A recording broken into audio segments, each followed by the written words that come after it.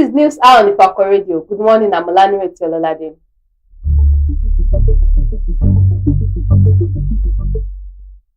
The major headlines. 15% tariff. Nigerians to pay 1 trillion naira extra for petrol yearly. US eyes religious persecutors trial. China backs Tinubu. Wike kicks as Oyo court lifts PDP convention ban. NNPC eyes 20% stake in Dangote refinery. Sports. Ajax coach reveals plans to cage skillful Osimhen in UCL showdown. CAF expands Women's African Cup of Nations final to 16 teams. Entertainment. Why I'm scared of marriage, Don Jazzy. Etinosa Idemudia speaks out against forceful relationships.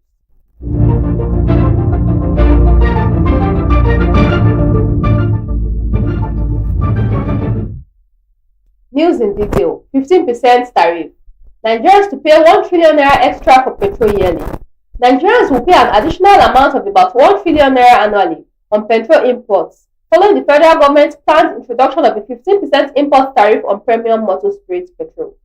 According to a petrol import trend report obtained from the Nigerian Midstream and Downstream Petroleum Regulatory Authority, Nigeria imported an average of 26.75 million litres of petrol daily between January and September 2025. At a projected import tariff rate of 99.72 naira per litre, as stated in the presidential approval letter for the 15% tariff, the amount that would be spent as tariff for the 26.75 million litres would be about 2.67 billion naira daily. When computed over a full year, this adds up to a staggering 973.64 billion naira, which Nigerians will ultimately bear through higher pump prices once the policy is implemented. This amount, while representing additional revenue for government coffers, will translate to a direct increase in fuel expenses for households, transporters, and businesses nationwide. President Bola Tinubu's approval of a 15% import policy on PMS and diesel has stirred widespread concern across the oil and gas sector, with operators warning it would raise petrol prices, worsen inflation, and increase import costs, even as the government insists the policy aims to boost local refining and generate revenue.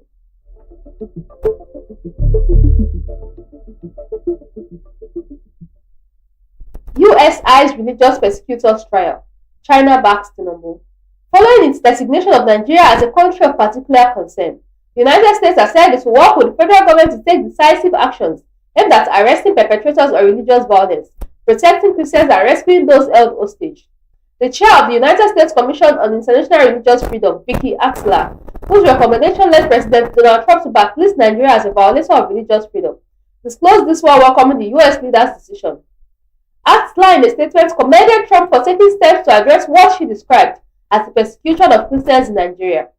China, however, voiced strong support for Nigeria and criticized what it called foreign interference in the country's internal affairs.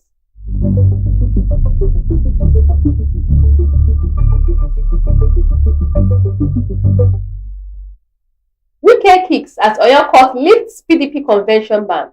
The Minister of the Federal Capital Territory, Nyesom Wike, has dismissed Tuesday's ruling of the Oyo State High Court approving the People's Democratic Party's proposed national convention scheduled for Saturday and Sunday, November 15th and 16th, 2025 in Ibadan. Justice Ladiro Akintola granted the ex parte motion filed on Monday by Folarin Adelabi in suit number 1/1336/2025 and adjourned the case to November 10, 2025 for hearing of the motion on notice. The Oyo order contradicts last Friday's judgment of the Federal High Court in Abuja, which restrained the PDP from holding the convention. The leading judgment in suit number FFC/ABJ/CS/2120/2025.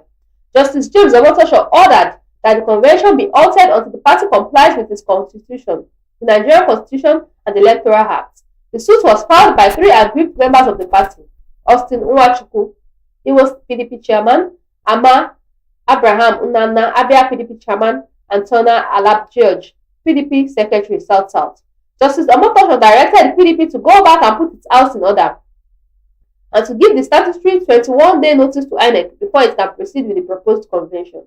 He also restrained INEC from accepting or recognizing the outcome of any national convention that is not conducted in accordance with due process, the law, and INEC's own regulations. However, reacting to developments, Wigetry's senior special assistant Larry Olayinka dismissed the Oyo order, insisting that the Abuja judgment takes precedence.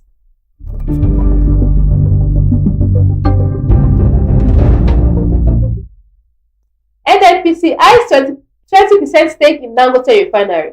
The Nigerian National Petroleum Company Limited on Tuesday disclosed plans to raise its equity stake in the $20 billion Dangote Petroleum Refinery to 20% as part of efforts to strengthen Nigeria's domestic refining capacity and consolidate its position in the downstream oil sector.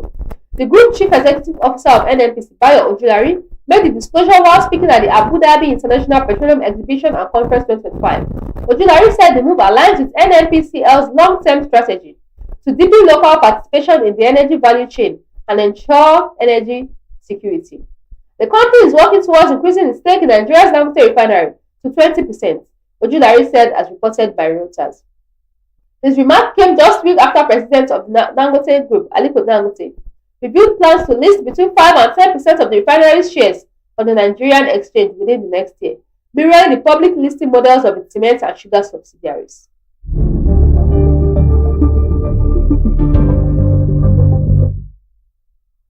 Ex-Presidential Chief of Staff Abdullahi Mohammed dies at 86. Major General Abdullahi Mohammed, a former Chief of Staff to ex-President Olusegun Obasanjo and Umaru Yar'Adua, is dead. Mohammed, who hailed from Ilorin, Kwara State, reportedly died around 1 a.m. on Wednesday in Abuja at the age of 86. Family sources confirmed the developments in Ilorin, describing his passing as a huge loss to the Ilorin Emirates, the nation, and the military community. Born in 1939, the late General Mohammed attended the Royal Military Academy, Sandhurst, United Kingdom, and was commissioned into the Nigerian Army in 1958.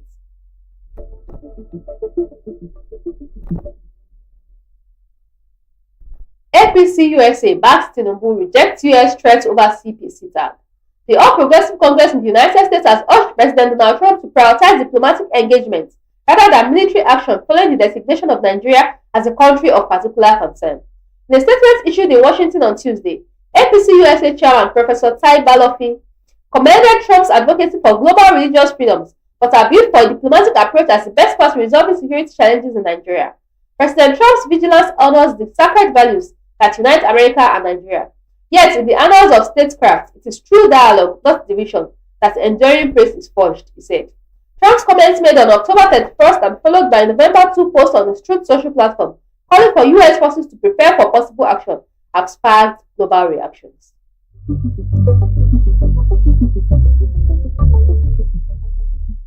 Rape. UK-based Nigerian student faces deportation after jail term. A Nigerian postgraduate student living in the United Kingdom, Chemka Okoronta, will be deported following his 10-year jail term after being found guilty of raping a teenage girl. According to a report by the British Broadcasting Corporation on Monday, the incident occurred when the teenage became stranded on a bus in West Yorkshire. The BBC reported that both the victim and the student were on the night bus service that unexpectedly stopped in Morley, Leeds, while they both needed to go home to Bradford on March 25. The 29-year-old postgraduate student tricked her into sharing a taxi before luring her into his accommodation and attacking her in a locked toilet, the BBC report stated, quoting Bradford's Crown Court precedents.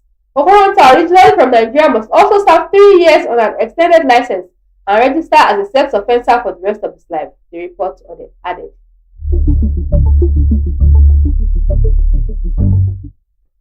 Sports. Ajax coach reveals plans to cage skillful Osimhen in UCL showdown. Ajax head coach John Eitinga has heaped praises of Nigeria's Victor Osimhen, describing the Galatasaray forward as a rare blend of power and skill reminiscent of football greats Didier Drogba and Zlatan Ibrahimovic. Eitinga made the comparison in his press briefing ahead of today's UEFA Champions League showdown between Ajax and Galatasaray in Amsterdam.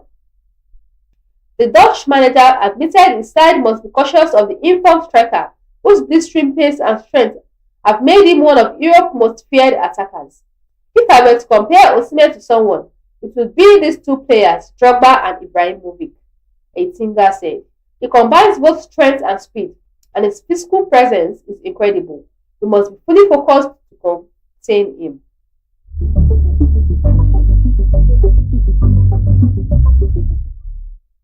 CAF expands Women's African Cup of Nations finals to 16 teams. The Confederation of African Football have confirmed that the Women's African Cup of Nations will extend from 12 to 16 teams starting from 2026 edition, restoring 4 of its continent's traditional powerhouses, Cameroon, Cote d'Ivoire, Mali, and Egypt, the prestigious tournament. In a communique issued on November 3, CAF announced that its executive committee had approved the enlargement of the WAFCON, beginning with the next edition in 2026. The decision comes after the conclusion of the earlier qualification process under the 12-team structure, which have seen several big names miss out. To ensure fairness, CAF stated that the four best-ranked teams, according to the current FIFA Women World Ranking, among those eliminated in the final qualifying round, will be selected to complete the list of 16 participating teams.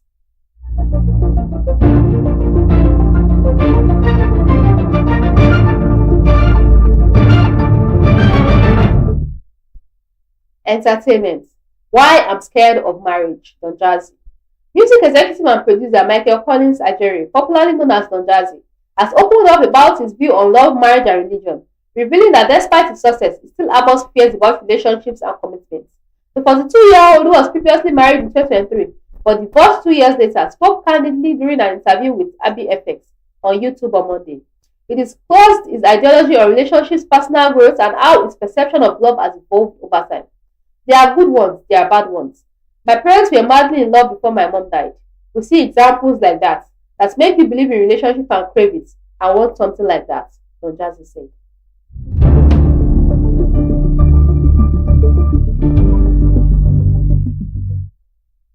Etinosa Idemudia speaks out against forceful relationships. Actress Etinosa Idemudia has spoken out against men who use coercion or oppression to keep their partners in a relationship.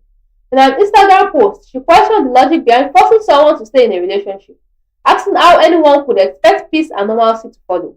Etinosa emphasized that marriage and relationship should be built on mutual respect, trust, and consent, rather than force or coercion. She stressed that no should be respected and that relationships should not be based on oppression. He, however, noted that negative experiences from others often make people more cautious.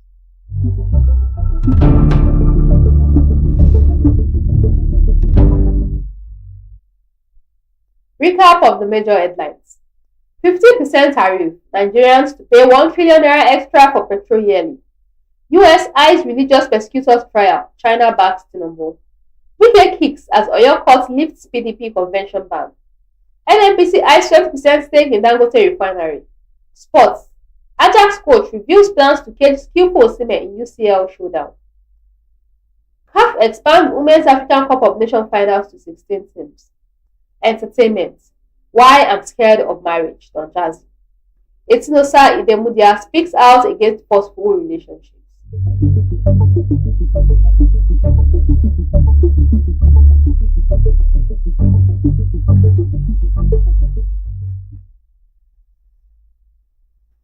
Follow us on all our social media handles. Facebook at Ifako Radio, YouTube at Ifako Radio, WhatsApp at Ifako Radio, X at Ifako Radio, Instagram at Ifako_radio.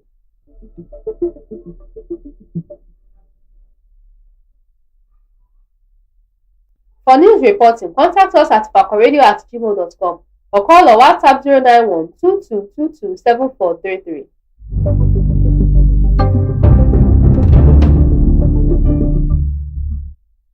Special thanks to the news producer Olanireti Ololade. Thanks for watching. I'm Olanireti Ololade. Have a wonderful Wednesday. God bless Ifako.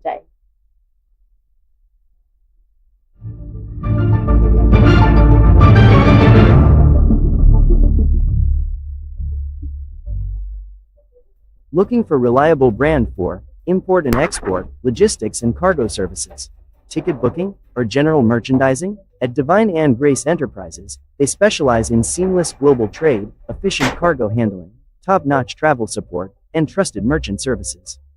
Whether it's getting your goods across borders, booking a flight, or managing cargo with precision, they deliver with speed, reliability, and care.